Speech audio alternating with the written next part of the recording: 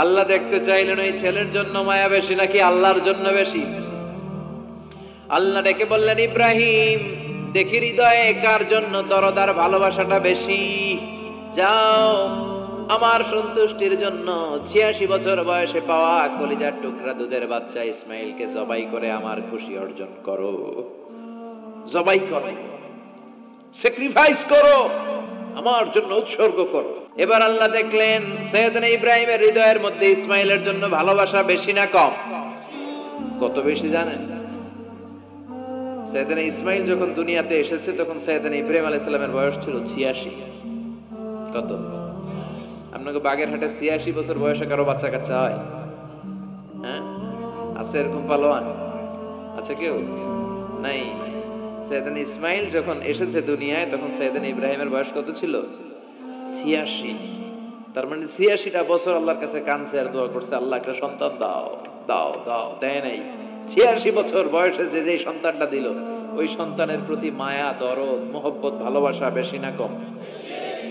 আল্লাহ দেখতে চাইলেন ওই ছেলের জন্য মায়া বেশি নাকি আল্লাহর জন্য বেশি। আল্লাহ ডেকে বললেন, ইব্রাহিম দেখি হৃদয়ে কার জন্য দরদার ভালোবাসাটা বেশি। যাও আমার সন্তুষ্টির জন্য ৮৬ বছর বয়সে পাওয়া কলিজার টুকরা দুধের বাচ্চা ইসমাইলকে জবাই করে আমার খুশি অর্জন করো। জবাই করো, স্যাক্রিফাইস করো, আমার জন্য উৎসর্গ করো। এরপর ওনার ছেলের সাথে কি বললেন আছে না নাই?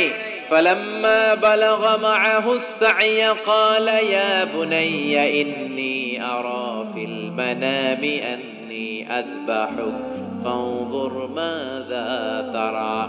দুধের বাচ্চা ছোট্ট ইসমাইল ডেকে বলে, ও ইসমাইল আমি স্বপ্নে দেখেছি আমি তোমারে জবাই করছি, এখন কি করব?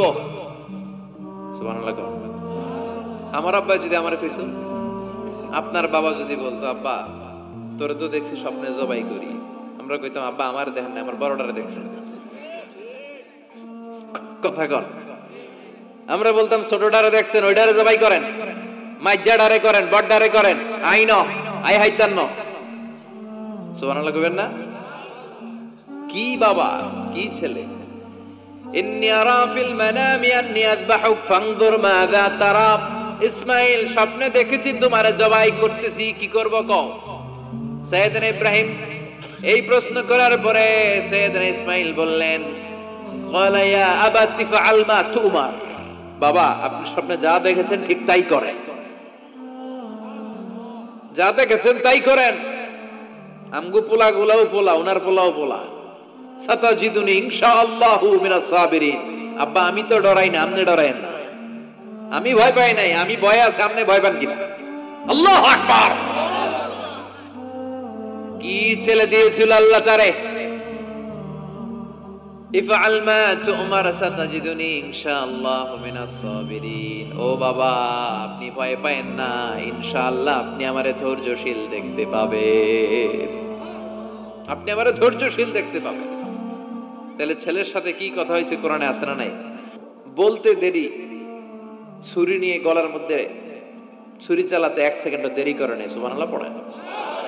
তার মানে এই পরীক্ষায়ও আল্লাহ বলেন, ক্বাদ সাদ্দাকতা রুইয়া ইন্না কাযালিকা নাজজিল মুহসিনিন। ইব্রাহিম ছুরি আর চালায়ও না। ইসমাইলরে মারা আমার উদ্দেশ্য না, তোমার হৃদয়টা দেখা উদ্দেশ্য। এই ইসমাইল মরে গেলে তো সব ঘটনা উলট পালট লেগে যাবে, কারণ আখিরি জামানার পয়গম্বর বিশ্বনবী মুহাম্মদুর রাসূলুল্লাহ সাল্লাল্লাহু আলাইহি ওয়াসাল্লাম এই ইসমাইলের বংশে পৃথিবীতে আগমন করবে। চিল্লায় কোন ঠিক কিনা? ইসমাইলকে বাঁচিয়ে রাখা আল্লাহর জন্য ওয়াজিব, আল্লাহ নিজের জন্য এটাকে আবশ্যক করেছেন। সুবহানাল্লাহ পড়েন। কুড ইউ ইমাজিন কি স্যাক্রিফাইস তিনি করেছেন, প্রতিটা পরীক্ষায় পাস। পরীক্ষার ফলাফলে আল্লাহ কি বললেন, তোমার আমি কি বানাইলাম? নেতা। নেতা হওয়া এত সোজা না। লিডারশিপ কোয়ালিটিটা অনেক গুরুত্বপূর্ণ কোয়ালিটি, এটা চাইলেই পাওয়া যায় না। এটা নিজেকে তিলে তিলে পরীক্ষায় উত্তীর্ণ করে কষ্টি পাথর দিয়ে যাচাই বাছাই হওয়ার পরে নিজেকে প্রমাণ করে করে নেতা হতে হয়। চিৎকার করে বলেন ঠিক কিনা? আল্লাহ বললেন, আমি আমার খলিলরে খালি পরীক্ষার উপর পরীক্ষা নিলাম।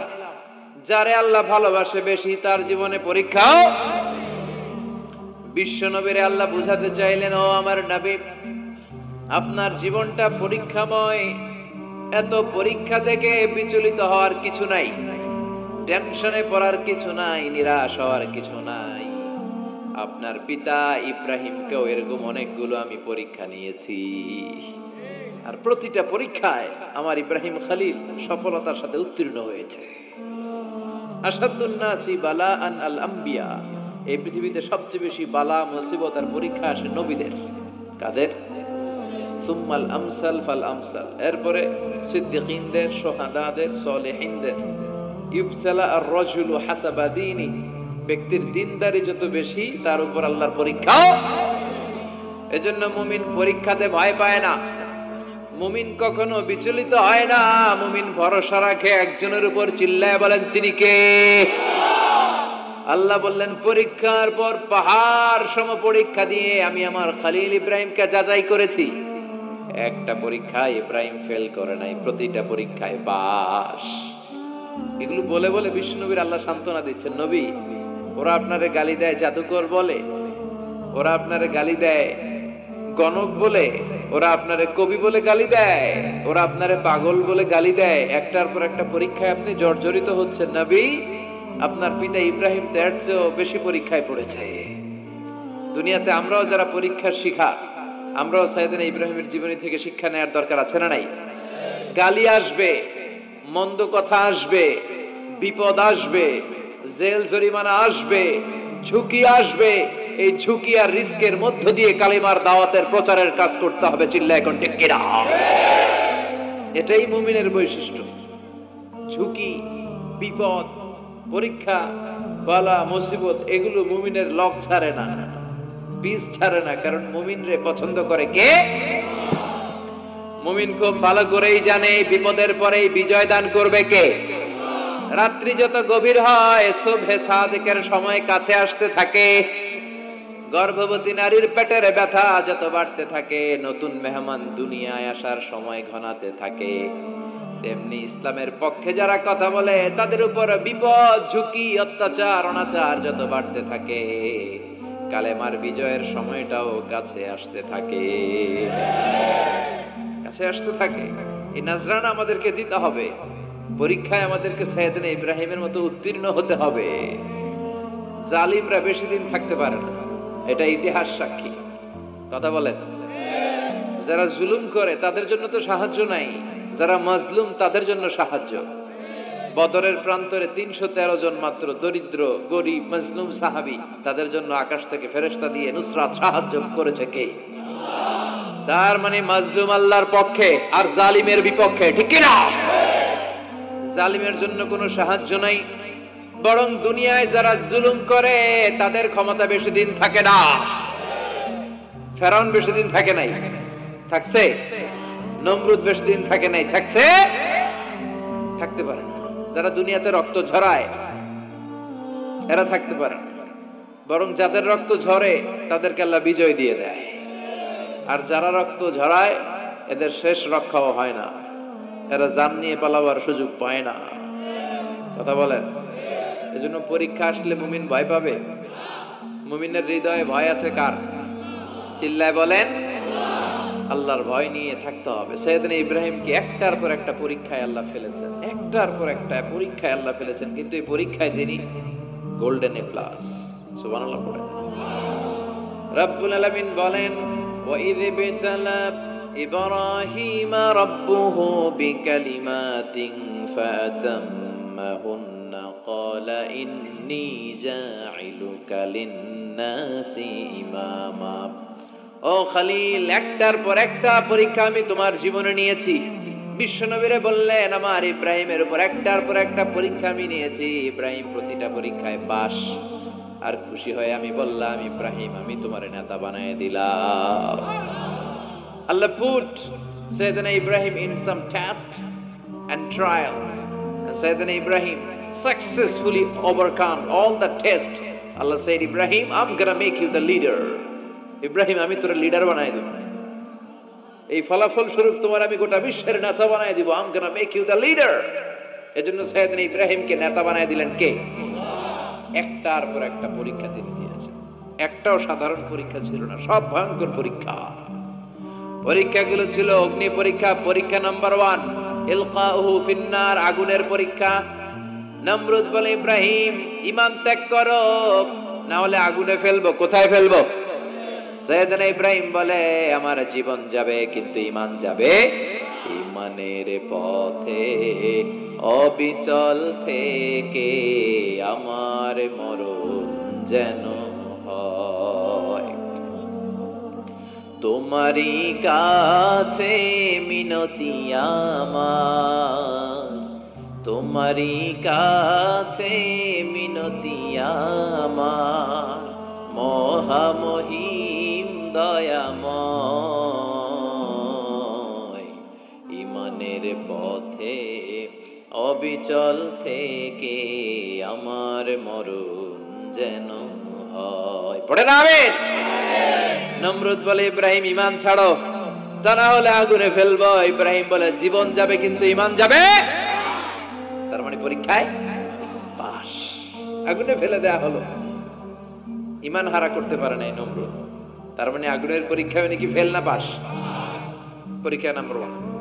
পরীক্ষা নাম্বার 2 আল্লাহ বললেন, ইব্রাহিম কলিজার টুকরা সন্তান ইসমাইলকে আর প্রিয়তমা স্ত্রী হাজারকে মক্কার ধুধু প্রান্তরে রেখে আসো, যেখানে কোনো মানুষ নাই, কোনো পাখি নাই, কোনো প্রাণী নাই, কোনো খাওয়ার পানিও নাই, কেউ নাই, জনমানব শূন্য এলাকার মধ্যে।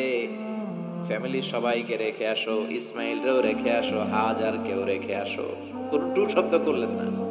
সাইয়েদনা ইব্রাহিম কিছু জিজ্ঞেসও করলেন না, বলার সাথে সাথে ওনার স্ত্রী আর কলিজার টুকরা বাচ্চাটারে মক্কার ধুধু প্রান্তরে রেখে দিয়ে আসলেন। এই পরীক্ষায়ও কথা বলেন, এই পরীক্ষায়ও আমাদেরকে যদি আল্লাহ বলে, যাও তোমার সন্তান তোমার স্ত্রীকে রেখে আসো সাহারা মরুভূমিতে, পারবেন? হ্যাঁ, কি পরীক্ষা দিয়ে আল্লাহর প্রিয় হয়েছে। তার মানে আগুনের পরীক্ষায় পাস, ফ্যামিলি বিসর্জন দেওয়ার পরীক্ষায় পাস। আবার আল্লাহ বললেন, ওয়াজআলনা ফি যুররিয়াতিহিন নুবুওয়াতা ওয়াল কিতাব, আমি খুশি হয়ে এই ইব্রাহিমের বংশের মধ্যে নবুয়ত দিয়েছি, আবার কিতাবও দিয়েছি। সুবহানাল্লাহ বলেন। তিনি নবুয়ত দিয়েছেন। পৃথিবীতে যত নবী আসছে সব সাইয়েদনা ইব্রাহিমের নাতিপুতি। সব কি বিশ্বাস হয় না? এই পৃথিবীতে যত পয়গম্বর এসেছেন তার 99.99% নবীরাই ওনার ছেলে আর নাতিপুতি। চিল্লায় পড়েন আল্লাহু আকবার। এজন্য ওনারে বলা হয় আবুল আম্বিয়া, father of the all prophets, সব নবীদের বাবা। ওনার বয়স যখন 86 তখন আল্লাহ সাইয়েদনা ইসমাইলকে দিলেন। বয়স যখন 100 তখন সাইয়েদনা ইসহাক আলাইহিস সালামকে আল্লাহ দিলেন। এইদিকে ইসমাইল, এদিকে সবাই বলেন এদিকে, এদিকে সবাই বলেন এটা, এটা ইসহাক। পৃথিবীতে যত নবী এসেছে সব ইসহাকের চ্যানেলে এসেছে। সাইয়েদনা ইসহাক আলাইহিস সালামের চ্যানেলে এসেছে। সাইয়েদনা ইসমাইলের চ্যানেলে নবী নাই, কোন নবী নাই, নবী ছাড়া চ্যানেল। আর এখানে যত হাজার হাজার লক্ষাধিক নবী এসেছে সব নবী ইসহাক আলাইহিস সালামের চ্যানেলে যারা এসেছে সব নবীরা অন্যান্যদেরকে বলে যাইতো, তার উম্মতকে বলে যেত যে সবশেষে একজন নবী আসবে, তিনি হবেন সর্বশ্রেষ্ঠ নবী, তিনি হবেন সর্বশ্রেষ্ঠ নবী। তো এদের এই চ্যানেলে এত নবী, এরা ভাবছে ওই সর্বশেষ নবীটাও এদিক দিয়েই আসবে। কিন্তু আল্লাহ হাজার হাজার লক্ষ নবী এই চ্যানেলে পাঠালেন, কিন্তু সর্বশেষ নবীটা এখানে পাঠালেন না। সর্বশেষ চ্যানেলের নবীটা আল্লাহ এই চ্যানেলে পাঠাই দিলেন। সর্বশেষ নবীটা সাইয়েদনা ইসমাইলের চ্যানেলে এসেছে। এজন্য ওরা হচ্ছে বানি ইসরাইল আর আমরা হচ্ছি বানি ইসমাইল। সুবহানাল্লাহ পড়বেন না? উনার ধর্ম, উনার চেইন থেকে ইহুদিবাদ, খ্রিস্টবাদ, ইসলাম, এই 3 ধর্মের জন্ম। ইহুদিবাদও আল্লাহর দেয়া ধর্ম, খ্রিস্টবাদও আল্লাহর দেয়া ধর্ম, কিন্তু আল্লাহর দেয়া শরীয়তের উপর ওরা অবশিষ্ট থাকে নাই, থেকেছে শুধু ইসলাম। ঠিক কিনা? এজন্য আমরা প্রত্যেক নামাজে পড়ি গায়রিল মাগদুবি আলাইহিম ওয়ালাদ-দাল্লিন। ও আল্লাহ, গায়রিল মাগদুব, যাদের উপর তোমার রাগ ক্রোধ, তাদের পথ আমরা চাই না, ওরা হলো ইহুদিরা। ওয়ালাদ-দাল্লিন, আর যারা ভ্রষ্ট তাদের পথও চাই না, এরা হলো নাসারারা। 3 ধর্মের গোড়া সাইয়েদনা ইব্রাহিমের সাথে লেগেছে। এজন্য এই তিন ধর্মকে একসাথে বলে কম্পারেটিভ রিলিজিয়ন, তুলনামূলক ধর্মতত্ত্বের ভাষায় অ্যাব্রাহামেটিক ফেইথ। কি বলে? অ্যাব্রাহামেটিক ফেইথ বলে।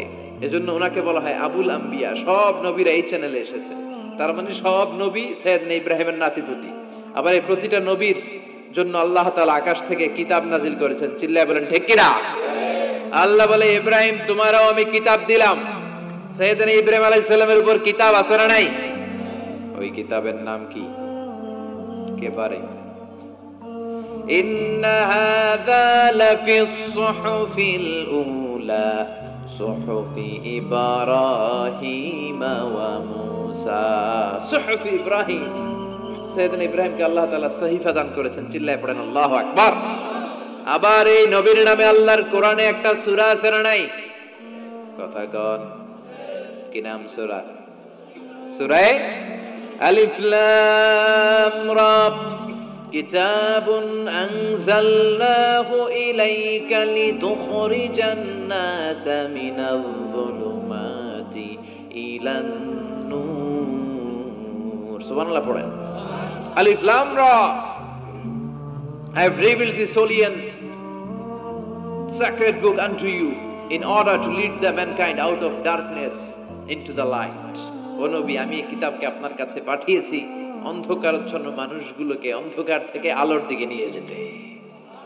এই কোরআনের ভেতরে আলো আছে না নাই? সবকিছুর সমাধান আছে না নাই?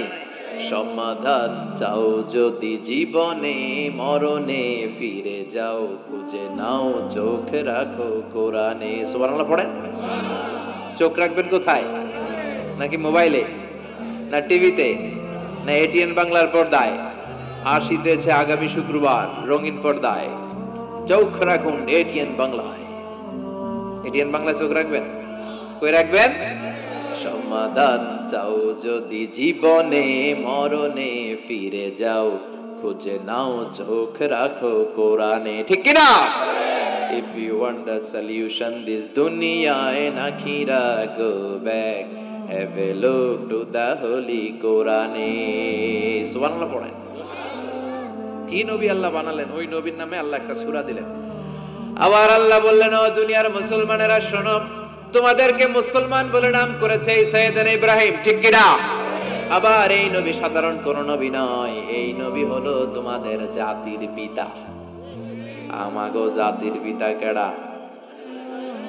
কথা কর আরো জোরে, সবাই মিলে বলেন, মিল্লাত আবিকুম ইব্রাহিম হুয়া সাম্মাকুমুল মুসলিমিন। মিল্লাত আবিকুম ইব্রাহিম, তোমাদের জাতির পিতার নাম, আমাদের জাতির পিতার নাম ওয়া সাম্মাকুমুল মুসলিমিন, তিনি তোমাদেরকে মুসলমান নামকরণ করেছেন।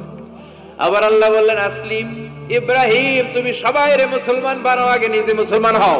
আসলিম ক্বালা আসলামতু লিরাব্বিল। ও ইব্রাহিম তুমি মুসলমান হও বলার সাথে সাথে ইব্রাহিম বলে, আল্লাহ দেরি নাই, আমি মুসলমান হয়ে গেলাম। ইহুদিরা দাবি করতো সাইয়েদনা ইব্রাহিম নাকি ইহুদি। নাউজুবিল্লাহ পড়বেন না? খ্রিস্টানরা দাবি করতো সাইয়েদনা ইব্রাহিম নাকি খ্রিস্টান। আল্লাহ বলে, মা কানা ইব্রাহিমু ইয়াহুদিয়াও ওয়ালা নাসরানিয়াও ওয়ালাকিন কানা হানিফাম মুসলিমা। আল্লাহ বলে, আমার ইব্রাহিম ইহুদি নয়, আমার ইব্রাহিম খ্রিস্টান নয়, আমার ইব্রাহিম পাক্কা মুসলমান। হানিফান মুসলিমা, পাক্কা মুসলমান, ওনার ইসলামে কোনো সন্দেহ। এজন্য আল্লাহ খুশি হয়, ওনার একটা উপাধি দিলেন। উপাধিটা হলো লা হালিম। ইন্না ইব্রাহিম লা হালিমুন আওয়াহুম মুনিব। আমার ইব্রাহিম সহনশীল, আমার ইব্রাহিম ভদ্র। সুবহানাল্লাহ বলেন। আমাদের বাংলাদেশে আমাদের মুসলমানদের মধ্যে এটা সবচেয়ে বড় অভাব, সহনশীলতা আমাদের নাই। কথা কর, নিজে যেটা বুঝি ওইটাই। আমি তাবলীগ করি, আমি মনে করি আমি হক, বাকি সব বাতিল। এই সমস্যাগুলো বাগেরহাটে আছে না নাই? হ্যাঁ, আমি যদি জামাত ইসলাম করি, আমি মনে করি আমি হক, বাকি একটা দলর আমি হক বলতে চাই না। আছে না এরকম? আমি আহলে হাদিস, সো আমি হক, আর বাকি যা আছে সব বাতিল। আমি কওমি, তো আমি ভালো, আলিয়া সব খালিয়া। কথা কর। আবার আমি আলিয়া, আমি ভালো, কওমিয়া সব শেষ। এই ঠেলা ঠেলে এই দেশে আছে না নাই? এক ইসলাম, এক নবী, এক কোরআন, এর কোনো সহনশীলতা নাই। সে অন্য নেশাবে পড়ুক, সে অন্য মতদর্শের হোক, সে তো আমার ভাই। সবচেয়ে বড় পরিচয় সেও মুসলিম, আমিও মুসলিম। এই চিন্তাটুকু নাই। আল মুমিনুনা ইখওয়া, ব্রাদারহুড, ভ্রাতৃত্বের এই বন্ধনটা আমাদের মধ্যে নাই। আমরা একে অপরকে গালিগালাজ করতে দেরি করি না, একটু চিন্তা করি না, কাফের বলে ফতুয়া দিতেও দেরি করি না। কথা কন, ফতুয়া আছে না নাই? কয় তুই কাফের 10 কারণে, তুই কাফের 20 কারণে, তোর দাদা কাফের, তোর নানা কাফের, তোর পীর সাহেব হুজুর কাফের, আছে না নাই? তোর এই কাফের পীর সাহেব মারা গেলে এই পীর সাহেবের যে কবরে শোয়ানো হবে, ওই কবরের উপরে যে ঘাস উঠবে, ওই ঘাস যে গরু খাবে, ওই গরুর যে দুধ খাবে, ওইটাও কাফের, আছে না নাই? খালি ফতুয়াবাজি। আল্লাহ বললেন আমার ইব্রাহিম ফতুয়াবাজি করে নাই। ইন্না ইব্রাহিম লা হালিমুন আওয়াহুম মুনিব, আমার ইব্রাহিম ছিল সহনশীল, ভদ্র একজন নবী। চিৎকার করে বলতে হবে ঠিক কি না? আবার আল্লাহ বললেন আমার ইব্রাহিমকে আমি খলিল উপাধি দিয়েছি। ইত্তাখাযাল্লাহু ইব্রাহিমা খলিলা, আল্লাহ বললেন গোটা বিশ্বের মধ্যে থেকে কাউরে আমি খলিল বলে গ্রহণ করি নাই, একমাত্র ইব্রাহিমকে ছাড়া। ইব্রাহিম আলাইহিস সালামকে ছাড়া কাউরে আল্লাহ খলিল বানাইছে? খলিল মানে বন্ধু, খলিল মানে, সবাই বলেন খলিল মানে। সাইয়েদনা ইব্রাহিমকে বানাইছেন খলিল, আর বিশ্বনবীকে বানাইছেন হাবিব। বিশ্বনবীর কি বানাইছে? আর সাইয়েদনা ইব্রাহিম খলিল, बाप बेटा, একজন খলিল একজন হাবিব। बाप का बेटा सिपाही का घोड़ा, कुछ ना हो तो थोड़ा थोड़ा, ঠিক কি না? বাপ ভালো তার বেটা ভালো, তাই মা ভালো তার ঝি, গাই ভালো তার দুধ ভালো রে, দুধ ভালো তার ঘি। বাবা যদি ভালো হয় ছেলে ভালো, মা যদি ভালো হয় মেয়ে ভালো, গাই যদি ভালো হয় দুধ ভালো, দুধ ভালো তো ঘি ভালো।